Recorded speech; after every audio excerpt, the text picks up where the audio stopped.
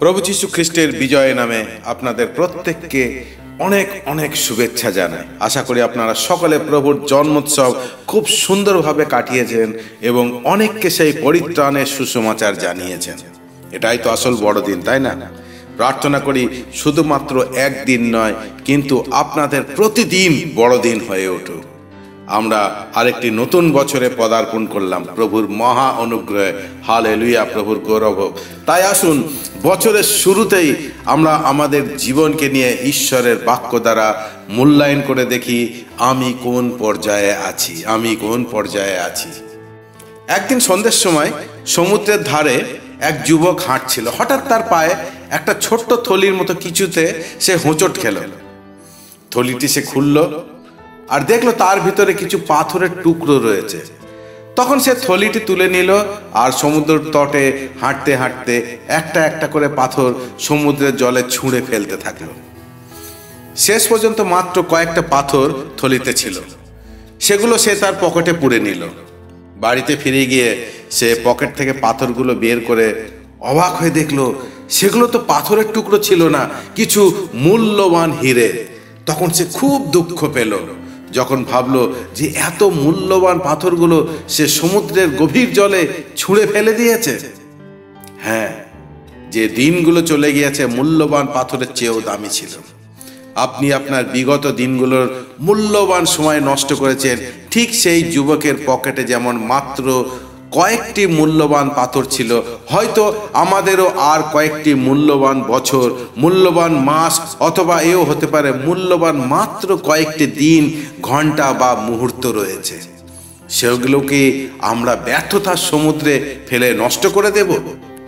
প্রিয় ঈশ্বরের সন্তান, আমরা নতুন আরেকটি বছরে প্রবেশ করেছি। বিগত বছরটিতে আপনার মূল্যবান সময়গুলো নষ্ট করেছেন বলে আপনি কি অনুতাপ করবেন বা করছেন?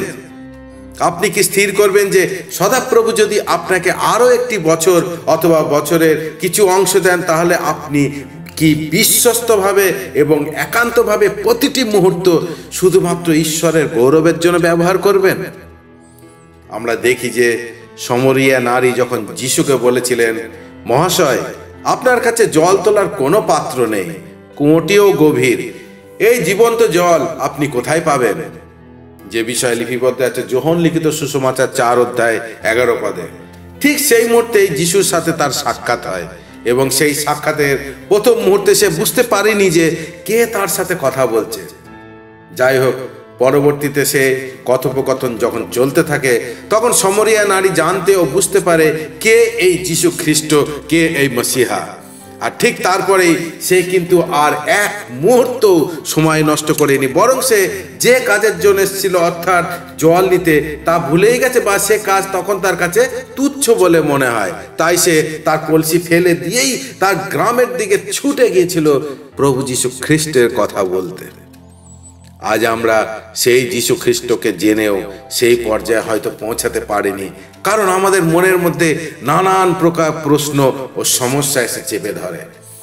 যিশুর থেকে আজ আমরা নিজেদেরকে উপরে বেশি বিশ্বাস করি, ফলে যীশু খ্রিস্টের ঈশ্বর তত্ত্ব নিয়ে, যীশু খ্রিস্টের ক্ষমতা নিয়ে আমরা সন্দেহ প্রকাশ করি।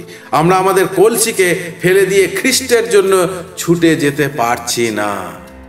কলসি অর্থাৎ এই জগতের বিষয় সকল, যা আমাদের প্রচুর রূপে আকর্ষণ করে আমাদেরকে টেনে রেখে দিয়েছে জগতের মধ্যে। হয়তো আমরা আজও সমরিয়া নারীর সাথে প্রভুর প্রথম সাক্ষাতের প্রথম বার্তালাপের মধ্যেই, অর্থাৎ আপনার কাছে জল তোলার কোনো পাত্র তো নেই, কুয়োটিও গভীর, এখানেই আমরা সীমাবদ্ধ হয়ে আছি। পরবর্তী পর্যায়ে আমরা কিছুতেই পৌঁছাতে পারছি না। প্রিয় ঈশ্বরের সন্তান, আজ আপনার জীবনের পিছনে একটু দৃষ্টিপাত করে দেখুন যে অতি মহা মূল্যবান সময় প্রভুর মহা অনুগ্রহে আপনি ব্যয় করে এসেছেন। তাতে কি আপনি কাউকে পরিত্রাণের সুসমাচার দিতে পেরেছেন?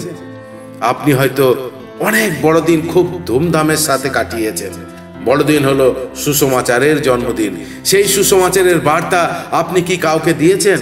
সেই বাক্য অনুযায়ী কি আপনি আবার আপনার জীবনকে তৈরি করতে বা প্রস্তুত করতে বা চালনা করতে পারছেন? প্রভু যীশু খ্রিস্ট শিষ্যদের জন্য প্রার্থনায় বলেছেন, তুমি যেমন আমাকে জগতে পাঠিয়েছো, আমিও তেমনি তাদের জগতে পাঠাচ্ছি। যা লিপিবদ্ধ রয়েছে যোহন লিখিত সুসমাচার তার 17 অধ্যায় 18 পদ। হ্যাঁ প্রিয় ঈশ্বরের সন্তান, তিনি আপনাকে খ্রিস্টে এই জন্য মনোনীত করেননি যে আপনি আপনার ইচ্ছা মতন জীবনযাপন করবেন, যা খুশি তাই করবেন, জগতের সাথে জগতের মানুষের মতন, আর সপ্তাহে একদিন মণ্ডলী থেকে খুব ধার্মিক হয়ে যাওয়া, আবার মণ্ডলীর বাইরে এসে সেই জাগতিকতার মধ্যে হারিয়ে যাওয়া। প্রভু যীশু আপনাকে এই জগতের মাঝে ব্যবহার করতে চান, তাই তো তিনি আপনাকে জগতের জ্যোতি, জগতের লবণ রূপে চিহ্নিত করেছেন। তিনি আপনার মধ্যে দিয়ে সেই জ্যোতি জ্বালিয়ে যারা অন্ধকারে আছে তাদের বাঁচাতে চান, আর সেজন্যই প্রভু যীশু আপনার জন্য প্রার্থনা করছেন পিতার কাছে। আজ যে পরিমাণে খ্রিস্টের প্রচার হচ্ছে সেই পরিমাণে মন পরিবর্তনের কার্য দেখতে পাওয়া যাচ্ছে না। কারণ একটাই, আমরা জগতের মধ্যে জ্যোতি ও নমক হতে পারিনি। আমাদের জীবন ও কার্যকলাপ দেখে জগতের লোকেরা আমাদের ঈশ্বরের গৌরব প্রশংসা করতে পারে না। মনে পড়ে প্রভু যীশু খ্রিস্ট কি বলেছিলেন? একইভাবে তোমাদের দীপ্তি মানুষের সাক্ষাতে উদ্দীপ্ত হোক, একইভাবে তোমাদের দীপ্তি মানুষের সাক্ষাতে উদ্দীপ্ত হোক, যেন তারা তোমাদের সৎ কাজগুলি দেখে তোমাদের স্বর্গস্থ পিতার প্রশংসা কীর্তন করে। যা লিপিবদ্ধ রয়েছে মথি লিখিত সুসমাচার 5 অধ্যায় 16 পদ। আমাদের চারিপাশে যারা থাকে তাদের কাছে যখন আমরা সুসমাচার প্রচার করি এবং তারা যখন আমাদের মধ্যে সেই বাক্য অনুযায়ী জীবনযাপন লক্ষ্য করে না, তখন তারা কোনো মতেই সেই সুসমাচার গ্রহণ করতে পারবে না। সে আপনি যত ভালোই প্রচার করেন না কেন, আপনার জীবন হলো পঞ্চম সুসমাচার, এবং এই পঞ্চম সুসমাচারের মধ্যে যদি আপনার মধ্যে খ্রিস্টের শিক্ষা অনুযায়ী জীবন যদি না দেখা যায়, তাহলে কোনো মতেই ঈশ্বরের রাজ্যের বৃদ্ধি হবে না, বরং আমার জীবন অন্যের কাছে বাধা স্বরূপ হবে খ্রিস্টের কাছে আসার জন্য। আজ এইরকম অনেক অনেক মণ্ডলী ও সংস্থান আছে যাদের কার্যকলাপ খ্রিস্টের সুসমাচার বৃদ্ধির পথে মূল বাধা স্বরূপ হয়ে দাঁড়িয়ে আছে। হয়তো শুনতে খুব খারাপ লাগে, কিন্তু এটাই চরম সত্য। আমরা পৌল ও সিলের জেলের ঘটনাটি সকলেই জানি, তাই না? যার বিবরণ আমরা প্রেরিতদের কার্য বিবরণী 16 অধ্যায়ে দেখতে পাই। একদিন যখন পৌল ও সিল প্রার্থনা স্থানে যাচ্ছিল, এক কৃতদাসীর সঙ্গে তাদের সাক্ষাৎ হয়। সে ভবিষ্যৎ বলতে পারে, এমন আত্মার প্রভাবে ভবিষ্যতের কথা বলতে পারত। ভবিষ্যতের কথা বলে সে তার মনিবদের জন্য প্রচুর অর্থ উপার্জন করত। সেই মেয়েটি পৌল ও তাদের সকলকে অনুসরণ করতে লাগলো। সে চিৎকার করে বলতে লাগলো, এই লোকেরা পরাৎপর ঈশ্বরের দাস, তোমাদের কাছে পরিত্রাণের উপায়ের কথা বলছেন। সে কিন্তু সত্য কথাই বলছিল, আর বহুদিন যাবৎ সে এরকম করতে থাকলো। শেষে পৌল এত উত্তক্ত হয়ে উঠলেন যে তিনি ফিরে সেই আত্মার উদ্দেশ্যে বলেন, আমি যীশু খ্রিস্টের নামে তোমাকে আদেশ দিচ্ছি, ওর মধ্যে থেকে বেরিয়ে এসো। সেই মুহূর্তে সেই আত্মা তাকে ছেড়ে চলে গেল। ফলে সেই কৃতদাসীর মনিবেরা যখন বুঝতে পারল তাদের অর্থ উপার্জনের আশা শেষ হয়েছে, তারা পৌল ও সিলকে ধরে টানতে টানতে বাজারে কর্তৃপক্ষের সামনে উপস্থিত করলো। তারা নগরের প্রশাসকদের সামনে তাদের নিয়ে এসে বলল, এই ব্যক্তিরা ইহুদি, এরা আমাদের নগরে গন্ডগোলের সৃষ্টি করছে। এরা এমন সব রীতিনীতির কথা বলছে যা আমাদের রোমীয়দের পক্ষে গ্রহণ করা বা পালন করা ন্যায় সঙ্গত নয়। ফলে জনসাধারণ পৌল ও সিলের বিরুদ্ধে আক্রমণে যোগ দিল। প্রশাসকেরা তাদের পোশাক খুলে তাদের চাবুক মারার আদেশ দিল। চাবুক দিয়ে তাদেরকে অনেক মারার পরে ক্ষত বিক্ষত করে তাদের শরীরকে তাদেরকে কারাগারে বন্দী করা হলো। কারারক্ষককে আদেশ দেওয়া হলো যেন তাদের সতর্কভাবে পাহারা দেওয়া হয়।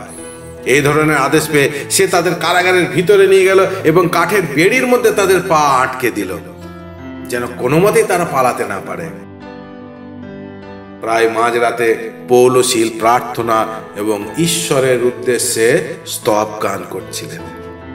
ভাবতেও আশ্চর্য লাগে, এরকম কঠিন পরিস্থিতির মধ্যে মারাত্মকভাবে তাদেরকে মারা হয়েছে, ক্ষত বিক্ষত হয়ে গেছে তাদের শরীর, তারপরে আবার কাঠের বেড়ির মধ্যে তাদের পা আটকে জেলের মধ্যে আটকে রাখা হয়েছে।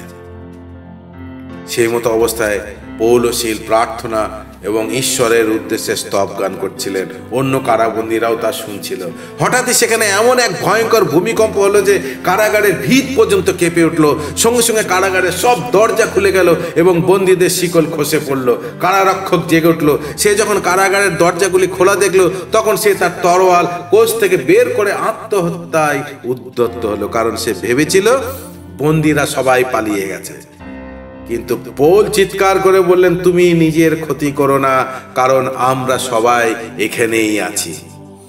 তখন কারারক্ষক আলো আনতে বলে দ্রুত ভিতরে প্রবেশ করলো। সে কাঁপতে কাঁপতে পৌল ও সিলের সামনে লুটিয়ে পড়লো। তারপর সে তাদের বাইরে এনে জিজ্ঞাসা করলো, মহাশয়েরা, পরিত্রাণ পাওয়ার জন্য আমাকে কি করতে হবে?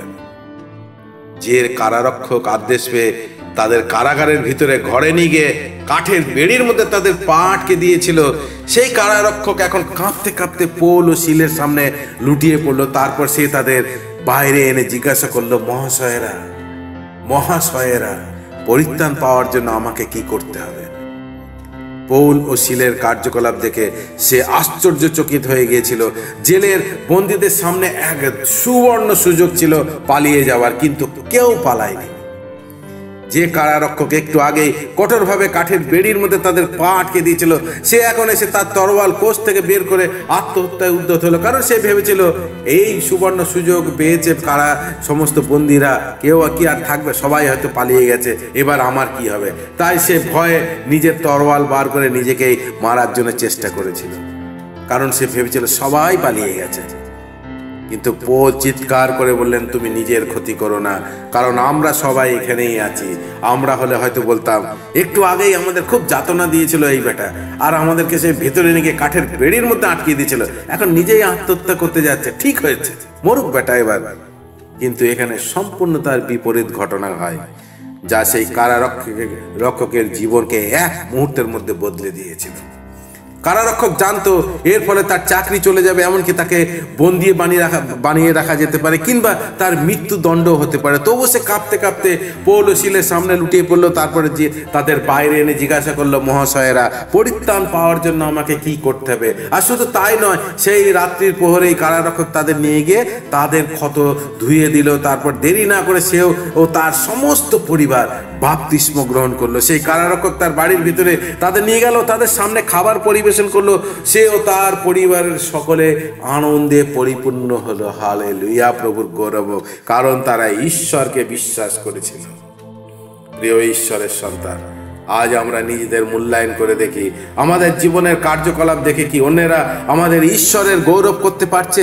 তারা কি আনন্দ পরিপূর্ণ হয়ে ঈশ্বরকে বিশ্বাস করতে পারছে, নাকি তারা খ্রিস্টের কাছে আসতে বাধা স্বরূপ হচ্ছে, বাধা প্রাপ্ত হচ্ছে?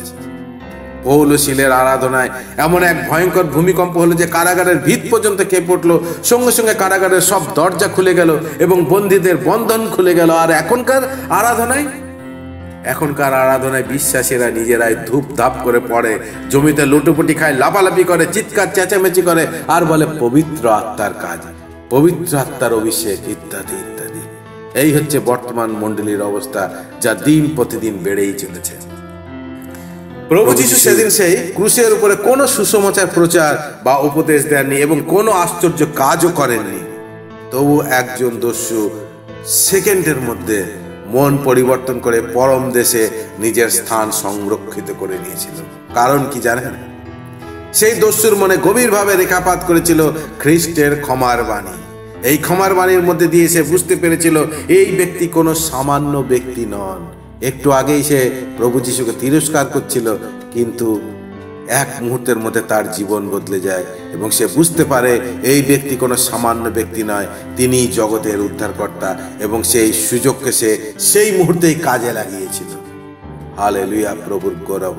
আজ আমরা খ্রিস্টের সম্বন্ধে কত কিছু গভীরভাবে জানার পরেও, বাইবেল কলেজে ঈশ্বর তথ্য নিয়ে পড়ার পরেও আমাদের জীবনকে বদলাতে পারছি না, আমাদের জীবনের মধ্যে দিয়ে খ্রিস্টকে প্রকাশ করতে পারছি না, যার ফলে আমাদের প্রচার কোনো ফল উৎপন্ন করতে পারছে না। প্রিয় ঈশ্বরের সন্তান, আসুন আজ বছরের এই শেষ লগ্নে এসে নিজেদেরকে মূল্যায়ন করি রাজা দাউদের ন্যায়। আমার প্রার্থনা হোক অন্তরের অন্তঃস্থল হতে, হে ঈশ্বর, আমাকে অনুসন্ধান করো, আমার অন্তঃকরণ জ্ঞাত হও, আমার পরীক্ষা করো, আমার চিন্তা সকল জ্ঞাত হও, আর দেখো আমাতে দুষ্টতার পথ পাওয়া যায় কিনা, এবং সনাতন পথে আমাকে গমন করাও। যা লিপিবদ্ধ রয়েছে গীত সংহিতা 139, 23 এবং 24 পদে। যাকব তার পত্র দ্বারা জানাচ্ছেন, একটু ভেবে দেখো কাল কি হবে তা তুমি জানো না। একটু ভেবে দেখো কাল কি হবে তা তুমি জানো না। তোমাদের প্রাণ তো কুয়াশার মতো, ক্ষণকালের জন্য তার দৃষ্টিগোচর হয়, তারপর উবে যায়। যাকবের পত্র 4:14 সাধু পৌল জানাচ্ছেন, এই জন্য উক্ত আছে, হে নিদ্রাগত ব্যক্তি, জাগ্রত হও এবং মৃতগণের মধ্য হইতে উঠো, তাহাতে খ্রিস্ট তোমার উপরে আলোক উদয় করিবেন। অতএব তোমরা ভালো করিয়া দেখো কি রূপে চলিতেছ, অতএব তোমরা ভালো করিয়া দেখো কি রূপে চলিতেছ। অজ্ঞানের ন্যায় না চলিয়া জ্ঞানবানের ন্যায় চলো, সুযোগ কিনিয়া লও, সুযোগ কিনিয়া লও, কেননা এই কাল মন্দ। এই কারণ নির্বোধ হইও না, কিন্তু প্রভুর ইচ্ছা কি তাহা বুঝো। যা লিপিবদ্ধ রয়েছে এফেসীয় 5:14-17 প্রভু যীশু খ্রিস্ট বলেছেন, অতএব জাগিয়া থাকো, কেননা তোমাদের প্রভু কোন দিন আসিবেন তাহা তোমরা জানো না। কিন্তু ইহা জানিও, চোর কোন প্রহরে আসিবে তাহা যদি গৃহকর্তা জানিত, তবে জাগিয়া থাকিত, নিজ গৃহে শীত কাটিতে দিত না। এই জন্য তোমরা প্রস্তুত থাকো, কেননা যে দণ্ড তোমরা মনে করিবে না, সেই দণ্ডে মনুষ্যপুত্র আসিবেন। হালেলুয়া। যা লিপিবদ্ধ রয়েছে মথি 24:42-44 পিতা ঈশ্বর আপনাকে বছরের শুরুতে বিশেষ ভাবে চালনা প্রদান করুন এবং সেই জ্ঞান ও বুদ্ধি প্রদান করুন, যেন আপনি বছরের শুরুতে ঈশ্বরের এই সকল বাক্য দ্বারা নিজেকে মূল্যায়ন করে সুন্দরভাবে চালনা করতে পারেন। সেই যুবকটির ন্যায় যেন না হয়, যে বাড়িতে ফিরে গিয়েছে, পকেট থেকে পাথরগুলি বের করে অবাক হয়ে দেখলো সেগুলো পাথরের টুকরো ছিল না, সেগুলো ছিল মূল্যবান হিরে। হ্যাঁ, যে দিনগুলো চলে গিয়েছে মূল্যবান পাথরের চেয়েও দামি ছিল। আপনি আপনার বিগত দিনগুলোর মূল্যবান সময় নষ্ট করেছেন। ঠিক সেই যুবকের পকেটে যেমন মাত্র কয়েকটি মূল্যবান পাথর ছিল, হয়তো আমাদেরও আর কয়েকটি মূল্যবান বছর, মূল্যবান মাস, অথবা এও হতে পারে মূল্যবান মাত্র কয়েকটি দিন বা ঘন্টা বা মুহূর্ত আমাদের জন্য রয়েছে। সেগুলো আমরা যেন বিশ্বস্তভাবে এবং একান্তভাবে প্রতিটি মুহূর্ত ঈশ্বরের গৌরবের জন্য ব্যবহার করতে পারি, সেই বিষয়ে যেন আমরা সচেতন হই এবং নিজেদেরকে যেন ঈশ্বরের বাক্য দ্বারা প্রতি মুহূর্ত যেন মূল্যায়ন করি। পিতা ঈশ্বর আপনাকে প্রচুর প্রচুর রূপে আশীর্বাদ করুন। Happy new year. জয় যিশু।